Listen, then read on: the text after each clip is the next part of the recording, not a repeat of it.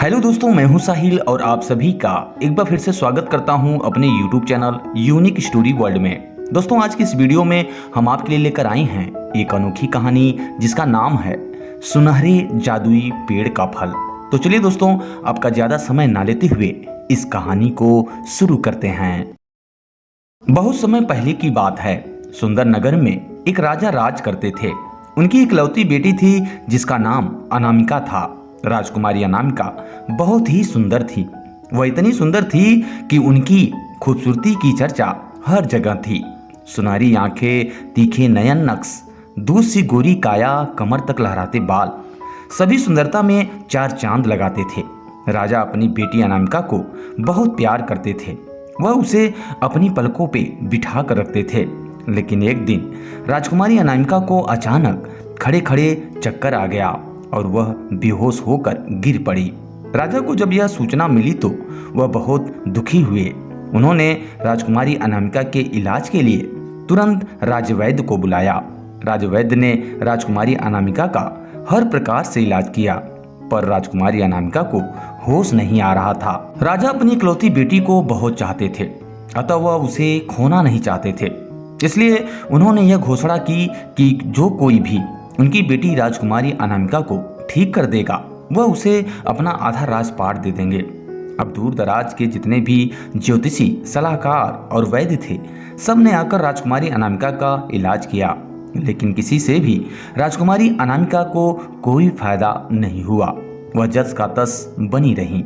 यह देखकर राजा की चिंता और बढ़ने लगी।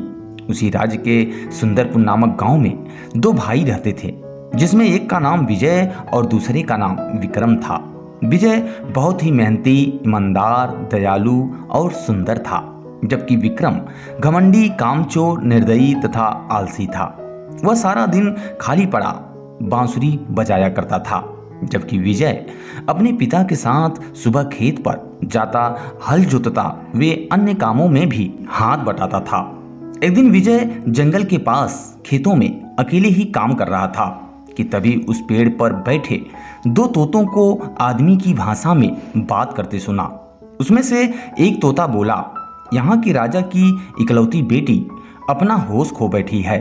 राजा ने उसका बहुत इलाज कराया, पर कोई फायदा नहीं हुआ, जिसके कारण यहाँ की राजा बहुत ही चिंतित और परेशान है। क्या उनकी बेटी का कोई इलाज है? दूसरे तोते ने कहा, क्यों नहीं, वह जो उत्तर दिशा में पहाड़ी पर सुनहरे जादुई फलों वाला पेड़ है, वहां से यदि कोई फल तोड़कर उसका रस राजकुमारी को पिलाए तो राजकुमारी जरूर ठीक हो जाएंगी। पहले तोते ने कहा, पर ढालू पहाड़ी से ऊपर जाना तो बहुत कठिन काम है, उससे फिसलकर तो कोई भी बच नहीं सकता। तोतों की सारी बातें सुनने के बाद विजय ने घर आकर वो सारी बातें अपने परिवार वालों से बताई, जिसे सुनने के बाद विक्रम जिद करने लगा कि वह फल मैं लाऊंगा और राजा से हीरे जवाहरात और आधा राजपाट लेकर आराम की बंसी बजाऊंगा।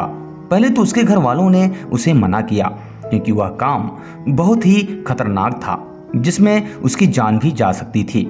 लेकिन विक्रम आधे राजपाट के लालच में जिद करने लगा, जिससे उसके घर वाले राजी हो गए और उसे जाने की अनुमति दे दी। अब विक्रम अपने घर से चल दिया। उसकी माँ ने उसे रास्ते के लिए खाना व पानी दे दिया।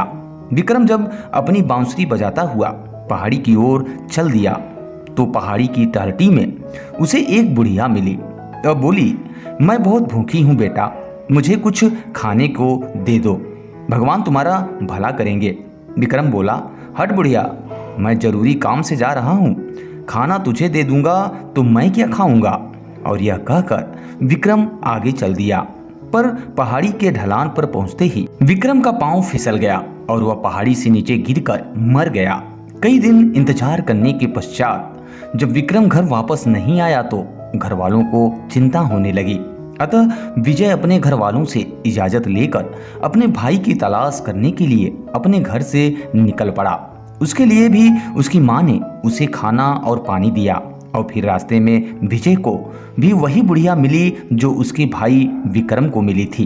बुढ़िया के भोजन मांगने पर विजय ने अपना आधा खाना बुढ़िया को दे दिया और स्वयं आगे बढ़ गया।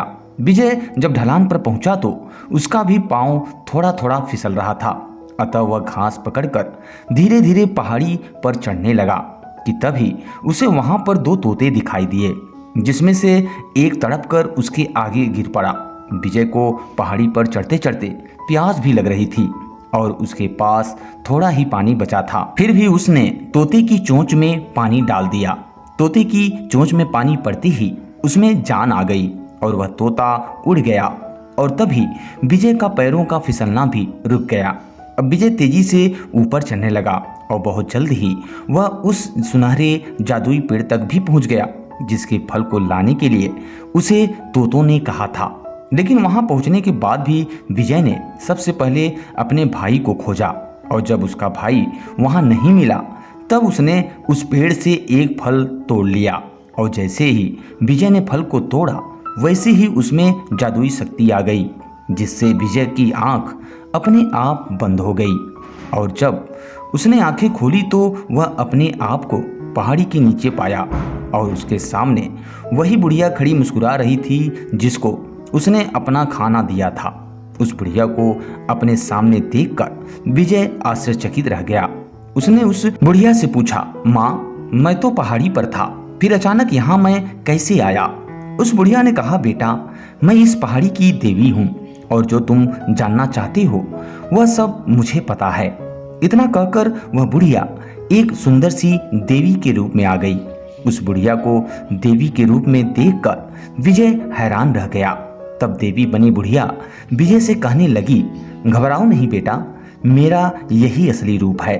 यहाँ जो कोई भी आता है मैं उसकी परीक्षा लेती हूँ, क्योंकि पहाड़ी पर जो सुनहरे जादुई पेड़ का फल है वह कोई आम फल नहीं है, तुम उसे जीवन फल भी कह सकते हो, क्योंकि यह फल जो कोई भी खाता है उसके सारे कष्ट दूर हो जाते हैं और उसे एक नया जीवन मिलता है।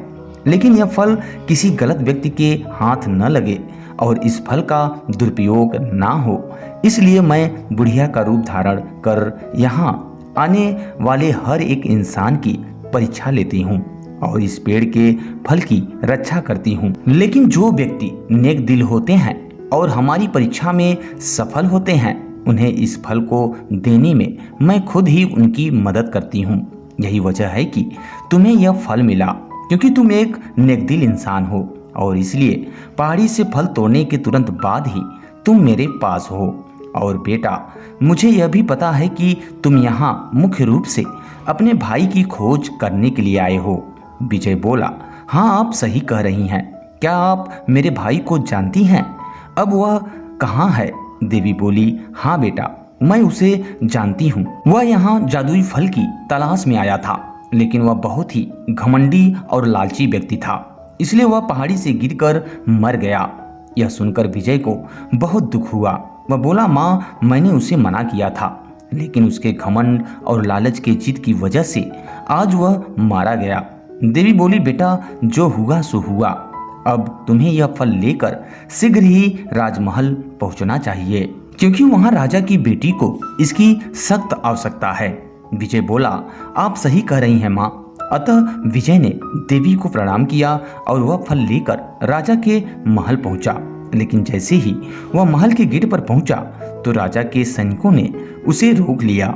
विजय बोला कि वह राजकुमारी के ठीक होने की दवा लेकर आया है।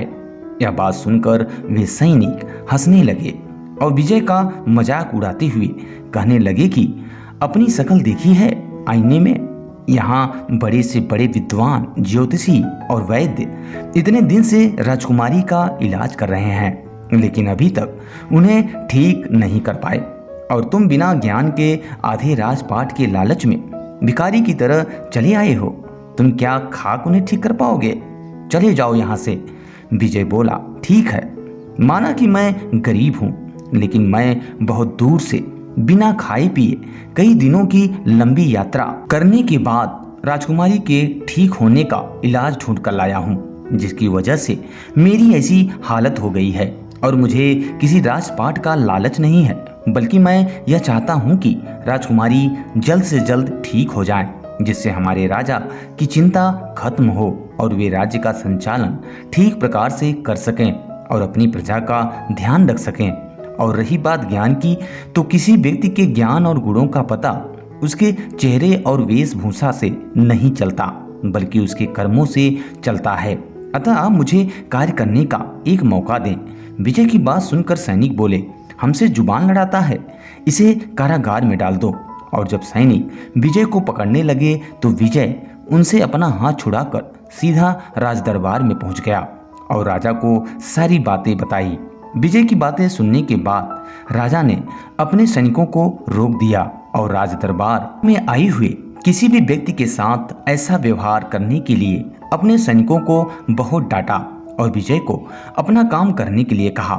अब विजय उस जादुई पेड़ के फल का रस निकालकर राजकुमारी के मुंह में डाल दिया और जैसे ही वह रस राजकुमारी के मुंह में पड़ा, वैसे ही राजकुमारी ने आंखें खोल दी। राजकुमारी बोली, हे राजकुमार, तुम कौन हो? विजय बोला, राजकुमारी, मैं कोई राजकुमार नहीं हूँ, बल्कि मैं एक गरीब किसान हूँ। इतने में राजा और उनके सिपाही आ गए। राजा बोले, आज से तुम राजकुमार ही हो वत्स। तुमने राजकुमारी अनामिका को नई जिंदगी दी है। जो काम इतने बड़े विद्वान, ज्योतिषी और वैद्य नहीं कर पाए, वह काम तुमने किया है। तुम नहीं जानते तुमने कितना बड़ा काम किया है। तुमने राजकुमारी अनामिका की नहीं, बल्कि हमारे प्राण वापस किए हो, और प्राण की कीमत कोई नहीं दे सकता। लेकिन फिर भी तुम हमें बताओ कि तुम्हें क्या इनाम दिया जाए। विजय बोला, मुझे ज्यादा कुछ नहीं चाहिए, मेरे पास बहुत थोड़ी जमीन है। यदि आप मुझे 5 एकड़ जमीन दिलवा दें तो मैं ज्यादा खेती करके आराम से रह सकूंगा। राजा बोला, सचमुच तुम बहुत मेहनती और ईमानदार हो, तभी तुमने इतना छोटा इनाम मांगा है। तुम्हारे इस व्यवहार से हम बहुत प्रसन्न हैं। अतः हम तुम्हारा विवाह अपनी बेटी अनामिका से करके तुम्हारा राज तिलक करना चाहते हैं। विजय बोला, महाराज, इस मामले में पहले मैं अपने माता पिता की आज्ञा लेना अपना फर्ज समझता हूँ। राजा विजय का अपने माता पिता के प्रति इतनी प्रेम देखकर प्रसन्न हो उठा और बोला, तुम चिंता मत करो, हम स्वयं ही तुम्हारे माता पिता से विवाह की आज्ञा प्राप्त करेंगे। सचमुच तुम्हारे माता पिता धन्य हैं जो उन्होंने तुम जैसी मेहनती और होनहार पुत्र को जन्म दिया। और फिर राजा ने विजय के पिता की आज्ञा लेकर विजय और राजकुमारी अनामिका का विवाह कर दिया और उसके पिता को रहने के लिए एक बड़ा सा मकान, खेती के लिए जमीन और काफी धन दिया। अब विजय राजकुमारी के साथ महल में तथा उसके माता पिता अपने बड़े वैभवशाली मकान में सुखपूर्वक रहने लगे। तो दोस्तों, इस वीडियो में बस इतना ही। उम्मीद करते हैं ये कहानी आपको पसंद आई होगी। अगर दोस्तों कहानी पसंद आई हो तो इसे लाइक करें और चैनल पे पहली बार विजिट कर रहे हैं तो सब्सक्राइब जरूर कर लें। वीडियो पूरा वॉच करने के लिए आप सभी का बहुत बहुत धन्यवाद।